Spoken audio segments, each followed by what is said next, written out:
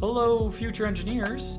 This part right here is steel, and we are going to model this up in two different ways. So the first way I'm going to draw it is very similar to sofa that I did before with a single sketch. The next time that I draw this, it's going to be using some constraints.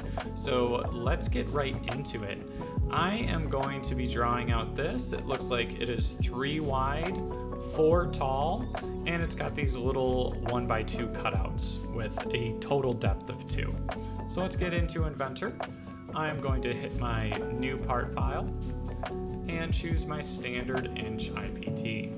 When I hit create, I want to start with a 2D sketch, because remember we're going from 2D, extruding it into 3D. So I'll hit start 2D sketch, and I'm going to choose my YZ plane because it's most aligned with the view that I was looking at inside of the part.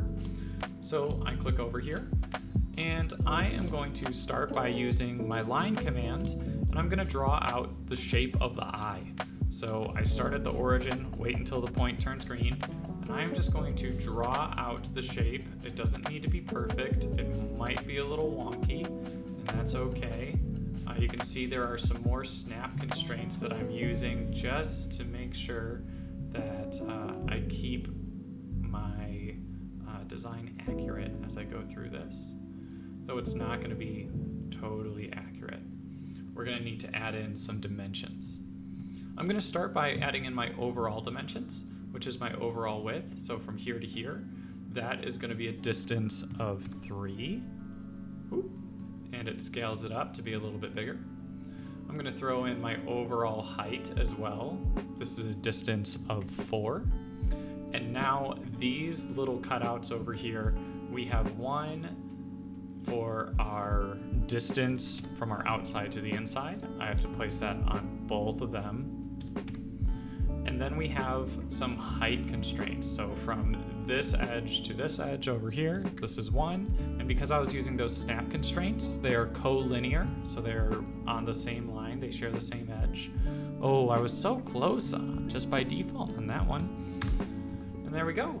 We now have this eye shape fully drawn out, fully constrained. It's blue, all of our lines are in place where they need to be. I'm gonna hit finish sketch, hit my home button to get a good view of it as I hit extrude.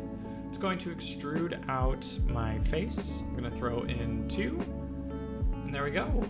That right there is how we draw eye. But I told you I'm gonna show you another way to draw it too, by using 2 sketches. So I'm gonna go over to new, I'm gonna click new standard IPT, I'm gonna hit create, and I'm going to hit start 2D sketch. I'm starting this very much the same way as I did before. I'm gonna draw out a rectangle this time, and I am going to set the rectangle's height after I place it, and then throw in my overall dimension of 4 for the height, and a overall width of 3. Those are the only 2 dimensions that I need. I'm gonna click finish sketch. Now, we want to place some cutouts on the side, but first we're going to extrude it that distance of 2. That gives us a surface that we can now draw on. So we're gonna draw on this front face over here and remove from it. So we're using those Boolean operators. So I'm going to choose the front face over here. Now, I am going to take a rectangle and I'm gonna draw it over on the side here. I know that this rectangle needs to be 2 tall and it needs to be 1 wide. So there we go, I have my shape. I'm going to use my coincidence constraint to say that the midpoint of this rectangle is the same as the midpoint over here. It's this little yellow circle. When I click that, my green box goes into this blue box. It's perfectly constrained. And now I've got one of my rectangles over here. I'm going to do the same thing again, so if that was too quick, first thing I do is I draw out my rectangle. I throw in the dimensions, so it should be 2 tall and 1 wide. Then I hit my constraint. I want to constrain this outside edge to this outside edge, both of their midpoints. Now I've got 2 blue rectangles right here attached to my drawing. So when I hit finish sketch and I choose to extrude this, it's going to ask me to select a profile. Before, we've just had one profile, so it automatically knows what we're selecting, but because we have two, it has us make a choice. It's not a hard choice to make because we're going to select both of the profiles just by clicking on the faces where they were. Now, by default, our Boolean output is that it is joining, but we want to cut or subtract from it. So we click cut, and now in the preview, you can see that we're subtracting all the way through our shape, and we click OK.